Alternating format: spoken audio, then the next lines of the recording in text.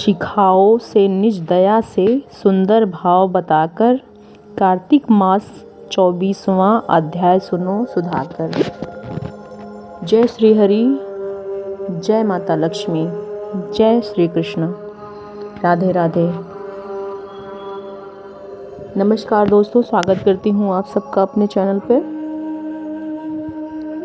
आज हम कार्तिक मास महात्म्य के 24वें पड़ाव में पहुँच चुके हैं। तो चैनल पे नए हैं तो सब्सक्राइब करें और वीडियो को खूब सारा शेयर करें, कमेंट करें। कथा में आगे बढ़ते हैं।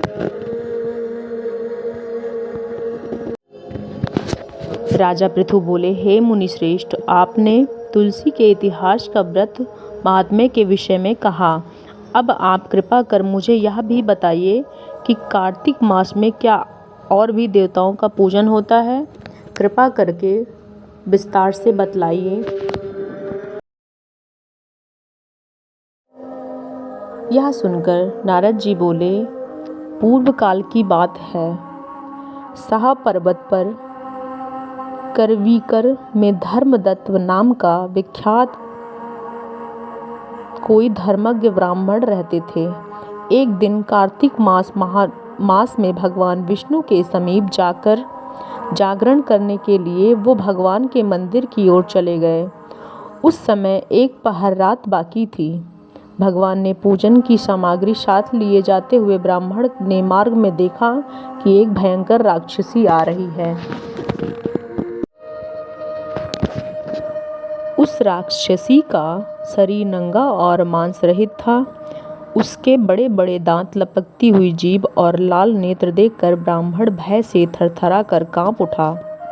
उनका सारा शरीर कांपने लगा। उन्होंने साहस कर पूजा की सामग्री तथा जल से ही उस राक्षसी के ऊपर प्रहार किया।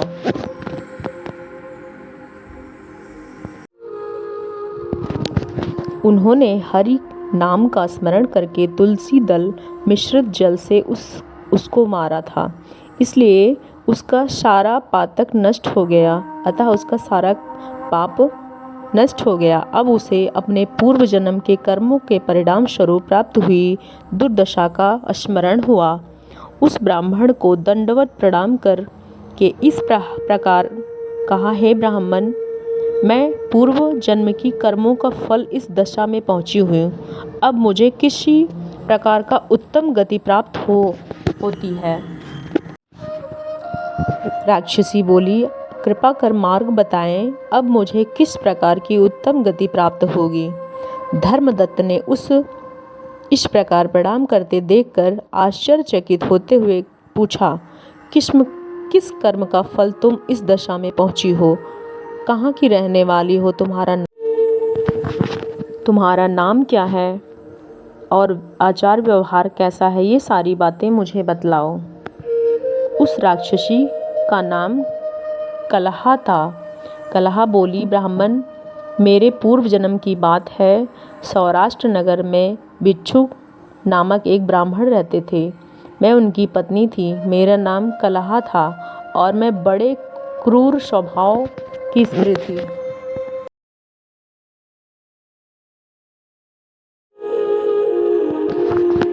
मैंने वचन से कभी भी अपने पति का भला नहीं किया। उन्होंने कभी मीठा भोजन नहीं परोसा, सदा अपने स्वामी को धोखा ही देती रही। मुझे कलह विशेष प्रिय था, इसलिए मेरे पति का मन मुझसे सदा दुखी रहता था। अंत उन्होंने दूसरी स्त्री से विवाह किया।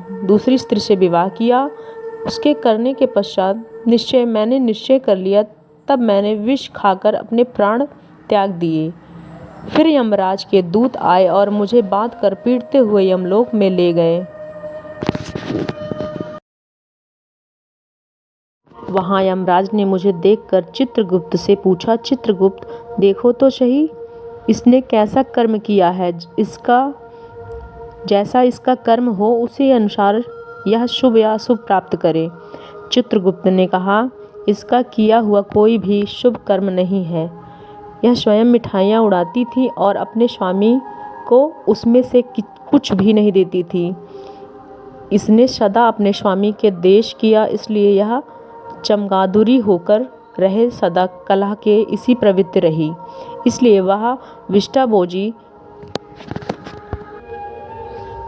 यह विष्ठाभोजी सूकरी की योनि में रहे।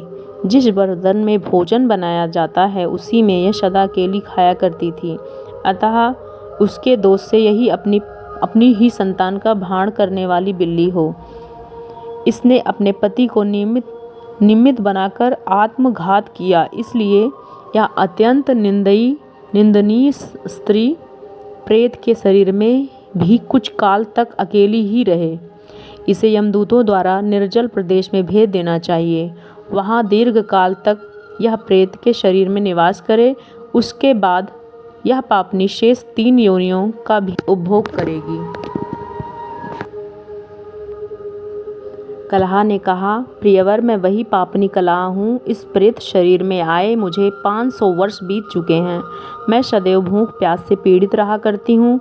एक बनिए के शरीर में प्रवेश कर मैं दक्षिण देश कृष्ण और वेणी के संगम तक आई हूँ। ज्यों ही संगम तट पर पहुँची त्यों ही भगवान शिव और विष्णु के पार्षदों ने मुझे बलपूर्वक बनिए के शरीर से दूर भगा दिया। तब से मैं भूख और कष्ट सहन करती हुई इधर उधर घूम रही हूँ। इतने में आप ऊपर मेरी दृष्टि पड़ गई। आपके हाथ में तुलसी मिश्रित जल का संसर्ग पाकर मेरे सब पाप नष्ट हो गए। द्विज श्रेष्ठ, आप ही उपाय कीजिए, बताइए इस शरीर से और भविष्य से होने वाली भयंकर 3 योनियों को किस प्रकार मुक्ति हो पाऊँ।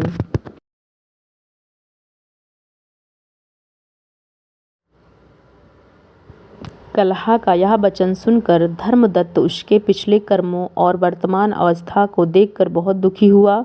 फिर उसने बहुत सोच विचार करने के बाद कहा, धर्मदत्त जी के कथन की कथा का वर्णन 25वें अध्याय में किया जाएगा। यह 24वां अध्याय यहाँ पर समाप्त होता है। जय श्री हरि, जय माता तुलसी, राधे राधे।